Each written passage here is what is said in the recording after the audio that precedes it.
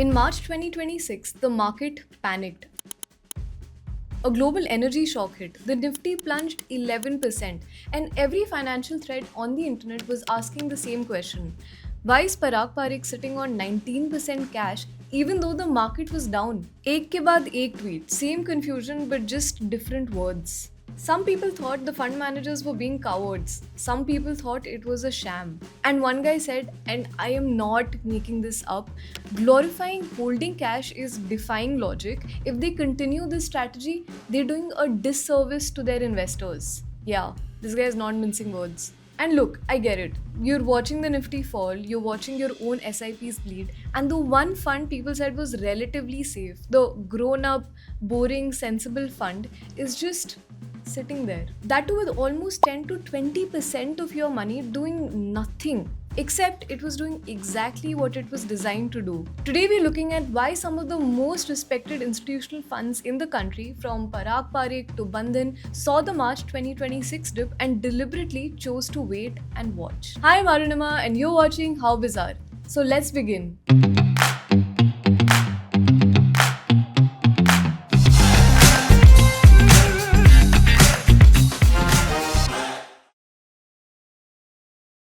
Let me first set the scene. March 2026, there's a massive geopolitical disturbance in the Strait of Hormuz. A wave of attacks on shipping in the Gulf. The Strait of Hormuz is on fire. Attacks on Iran. 3 American service personnel killed.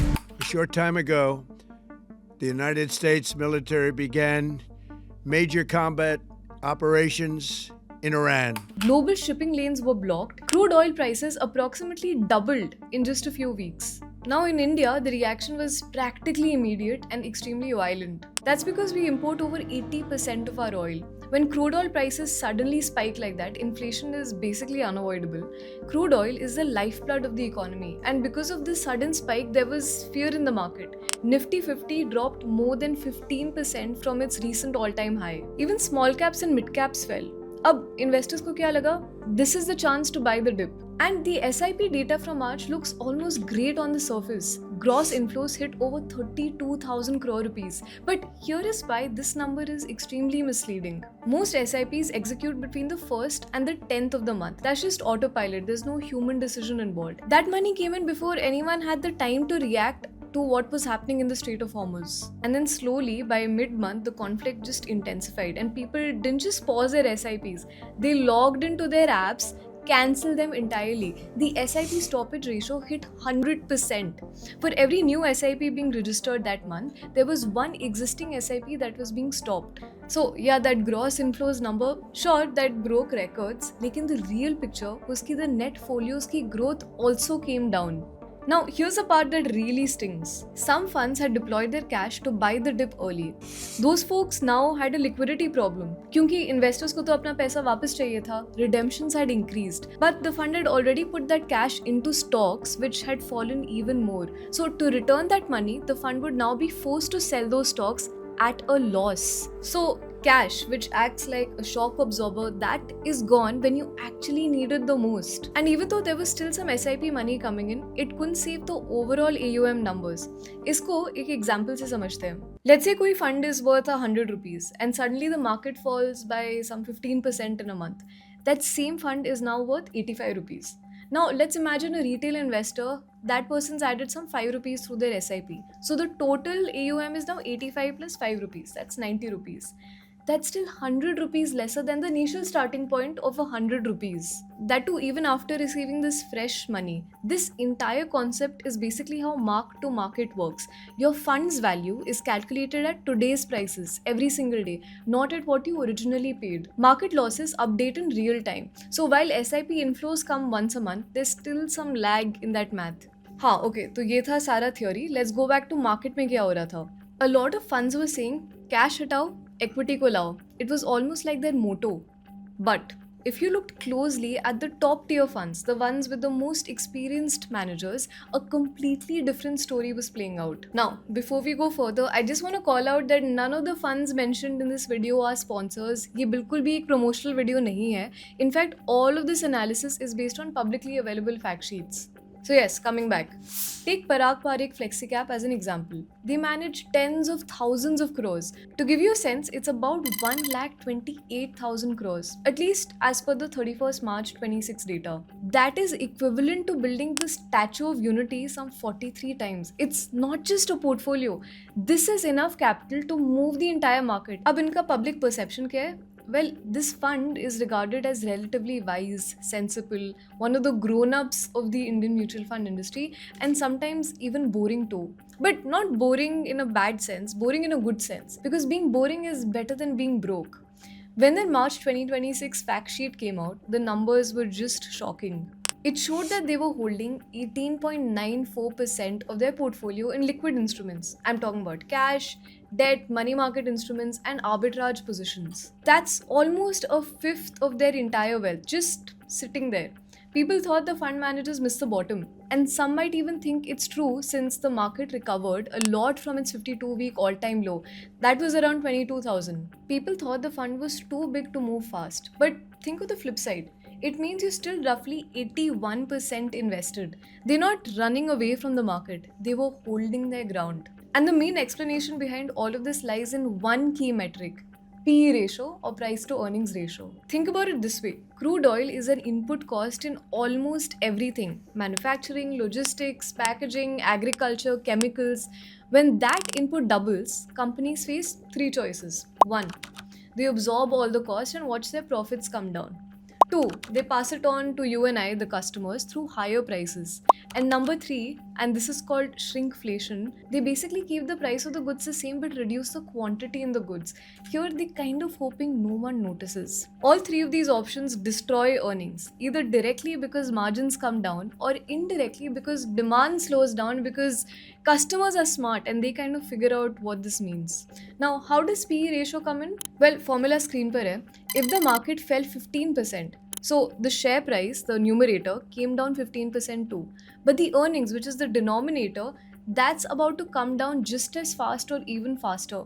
That's because inflation is hitting every company's next quarterly results. When both the numerator and denominator fall together, the PE ratio actually barely moves. So, this makes the market look cheaper on your screen, but the underlying business is actually less valuable than it was yesterday. यहाँ पे कुछ सस्ता नहीं है, कोई cell नहीं लगी है. It's just less expensive. And in finance, less expensive is not the same as cheap. Cheap means trading below intrinsic value. When inflation is actively wrecking the intrinsic value itself quarter by quarter, a 15% price drop doesn't make a stock cheap. It just makes it slightly less overpriced. Big difference. So, the managers at PPFAS looked at all of this and held their ground. And I've realized most institutional managers don't just look at the index price. They look at the PE ratio and then divide the market into zones based on human emotion. If you look at the historical data, a nifty PE below 15 is the fear zone. Think bloodbath in the market, extreme panic, stocks are practically on clearance sale. A PE between 15 and 20 is the fair value zone. But anything above a PE of 22 is the greed zone. That's pure euphoria. यहाँ पे लोग FOMO में आके stock खरीद लेते हैं premium prices पे. And they do that just because their portfolio is green at the moment. Right before the March 2026 crash, the Nifty 50 PE ratio was sitting in that exact greed zone at 22.3. And even after the market fell over 11% in March, the PE ratio only came down to around 20 on 27th March. Market गिरा जरूर, but valuations अभी भी average थी. They were nowhere close to the fear zone, and that's where the actual bargains are. So then what do? Liquid instruments में डाल दो. There's actually a term in finance for holding too much cash in a portfolio. It's called cash drag. The idea is that holding cash drags down your overall returns because it earns lesser than equities. So it's safe to say that retail investors hate cash drag, but institutional managers know something else as well. Cash isn't just dead weight. It's a loaded gun with very limited bullets. अगर एक ही target पे सारे bullets को fire करोगे, you'll be in a bad situation when the army actually comes. And if you think Parag Parikh was an isolated case when it came to playing it safe, take a look at the small caps. That's an even crazier picture. For example, look at Bandhan Mutual Fund. As an institution, they have almost 2 lakh crore rupees in total assets under management. By the way, with that much money, you can build a new parliament more than 200 times. Now, specifically, look at their Bandhan Small Cap Fund. Based on their March 2026 fact sheet, this single fund manages over 20,000 crore rupees. Cut to the absolute worst weeks of the first quarter, that's when the market was extremely volatile. This fund had cash and equivalents ka holding of just over 10% in Feb to close to 13% in March. Now, small caps are pretty much the most dangerous place to be in when there's a liquidity shock. They're usually the first ones to fall. By holding more than 2000 crore rupees as a cash buffer, Bandhan actually insulated the portfolio. Shock bilkul cushion ho gaya. But now there's a twist in this story, and that's the exact reason which makes this whole research make so much sense. Let's look at March 31st, 2026 to April 17th, 2026. Bandhan Small Cap Fund delivered more than 15% returns. That is higher than most funds that fired all of their guns or deployed their cash in early March. The funds that bought the first dip ran out of this ammo when the market kept falling. Bandhan did that relatively well because that cash buffer gave them thoda sa stamina, which brings us to the ultimate truth that nobody was saying out loudly enough in March. The nifty levels that we saw during that crash, we had last seen those exact same prices in February 2025. So if a fund manager had deployed everything in a panic back then, basically buying super aggressively jaise hi market red hua, they would have been fully invested prices. The market वैसे ही naturally fell back to 14 months later. You know those past valuations appearing in March 2026? Those aren't unusual bargains. They're just old prices wearing new headlines. बस वही फर्क है. One reacts to the price drop. The other asks if the price itself makes sense or not. And it's not only PPFAS or Bandhan. Axis Mutual Fund raised its overall cash position to around 16,000 crore rupees. That's roughly 12% of their equity AUM. Nippon India held around 7,000 crore rupees in reserves. This is what institutional discipline looks like. But most managers just try to stay as invested as possible. Well, there are three reasons. First, for most equity fund categories, SEBI requires a minimum percentage to stay invested in equities at all times. It's about 65% for flexi cap, 80% for large cap funds. तो जो discretionary power हो जाती है वो वैसी regulation की वजह से limit हो जाती है. Second is career risk. If the market goes up and you are holding 20% cash, you underperform the benchmark.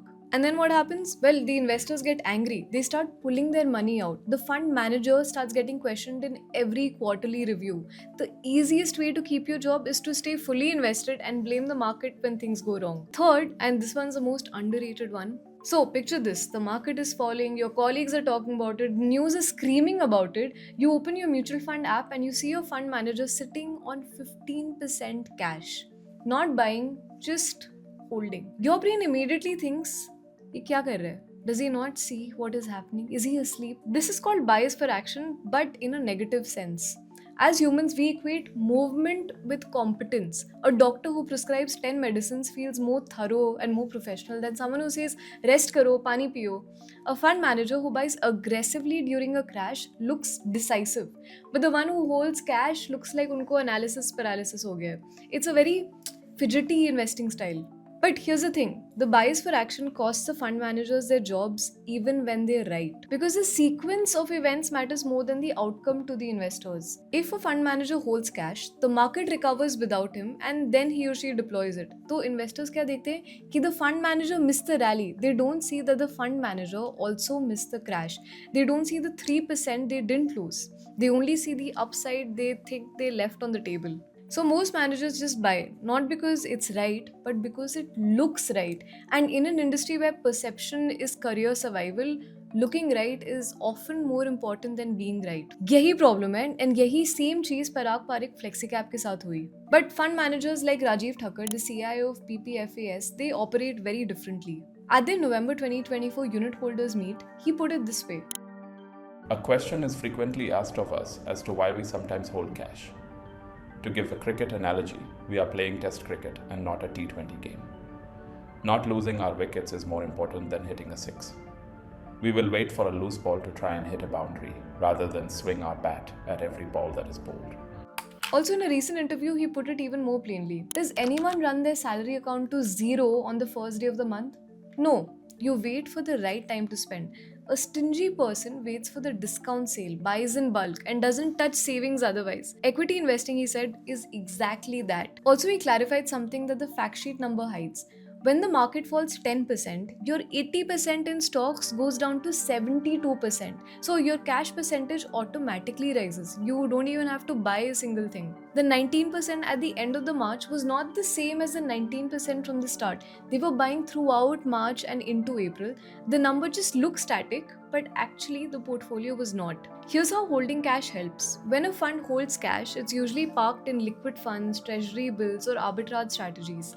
In early 2026, those instruments were yielding around 6 to 7% annually. If the market drops 15% in a month, a fully invested fund takes the full 15% hit. But a fund with 20% cash invested in debt instruments that were earning some 7%, that takes a smaller hit. And that's a smaller hit of 11.88%. That's more than 3% of loss saved just because of holding cash. Cash gives you the power to dictate terms to the market instead of the market dictating terms to you. ये एक structural advantage है. The ability to wait without bleeding. Which brings me to you, the retail investor. What does this mean for your portfolio? First, check your fund's fact sheet. If your fund manager is holding 10 to 20% cash during a market fall, don't immediately start panicking. If this is an experienced fund manager, then it's not he or she doing nothing and just chilling on the side.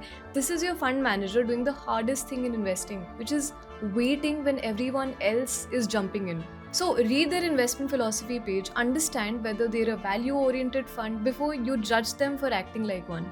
Second, a falling market is not automatically a buying opportunity. Valuations do matter. A stock that falls from a PE of 100 to 80 has dropped 20%, but it's still incredibly expensive. Third, there is a massive difference between a fund that cannot find good stocks and a fund that refuses to buy bad ones. ये फर्क समझना बहुत ज़रूरी है. Let's go back to those tweets from March 2026. Why is Parag Parikh holding 19% cash right now? Because their job is to not blindly click the buy button every time a red candle is on the screen. Their job is to protect you from the downside so that you can survive to see the upside. Now, I want to leave you with a question.